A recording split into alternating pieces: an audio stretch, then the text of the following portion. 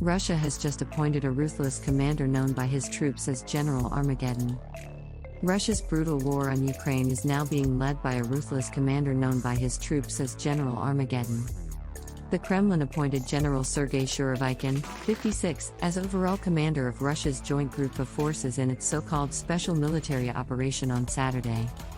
Just 2 days later, more than 80 long-range missiles rained down across Ukraine, including one just feet from a kid's playground, in the most dramatic escalation since the invasion nearly 8 months ago. "I'm not surprised to see what happened. Shoigu is absolutely ruthless, with little regard for human life," a former Defense Ministry official who has worked with Shoigu told The Guardian. "I am afraid his hands will be completely covered in Ukrainian blood." Shoigu gained his ominous General Armageddon nickname while leading Russian forces in Syria, where he was accused of overseeing a brutal bombardment that destroyed much of the city of Aleppo. "This is a man who regards terror as a legitimate, maybe even inevitable part of war," historian Mark Galeotti wrote in The Spectator. According to the Jerusalem Post, when examining the track record of the new commander, who earned the nickname General Armageddon in Syria for his tough and uncompromising approach, this missile onslaught may not come as such a surprise.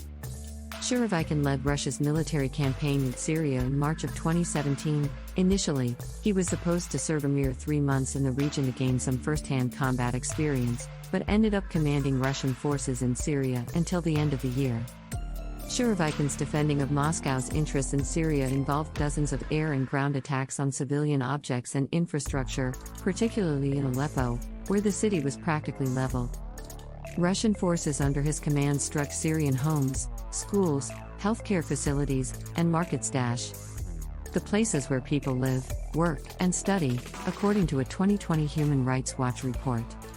The report further stated that air and ground attacks on civilian sites, including homes, schools, and hospitals, were a hallmark of Russia's campaign in Idlib, which Shoigu participated in during his second tour in 2019.